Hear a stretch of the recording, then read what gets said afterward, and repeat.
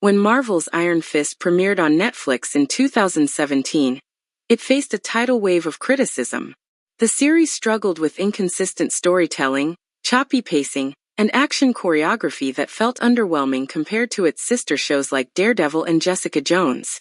But one target bore the brunt of the backlash more than any other: Finn Jones, who portrayed the titular character Danny Rand.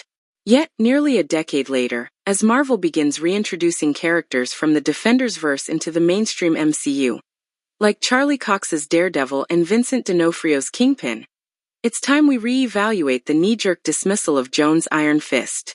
Because like it or not, Finn Jones deserves another shot. He was set up to fail. Let's be honest.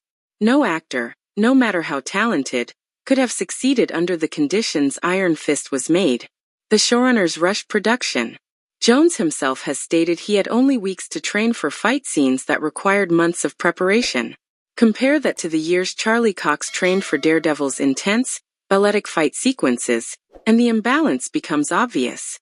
Moreover, the writing didn't do him any favors. Danny Rand was portrayed as naive, inconsistent, and often irritatingly self-righteous. But those flaws weren't necessarily Jones' fault. They were embedded in the script. Even the most seasoned actor would have struggled to make that version of Iron Fist compelling. The glimpses of potential were there. Despite the show's flaws, Jones had moments where his performance shone.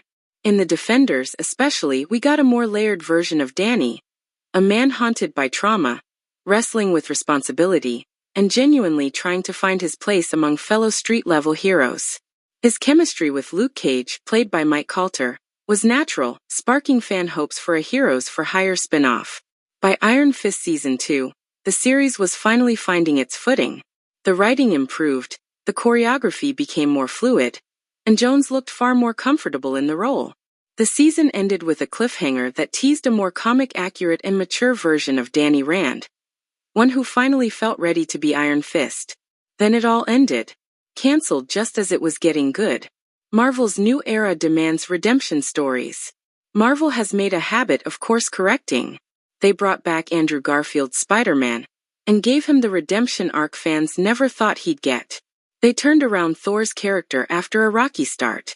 And now, as the MCU leans into multiverses and nostalgia-driven revivals, there's a golden opportunity to give Jones the redemption arc he deserves.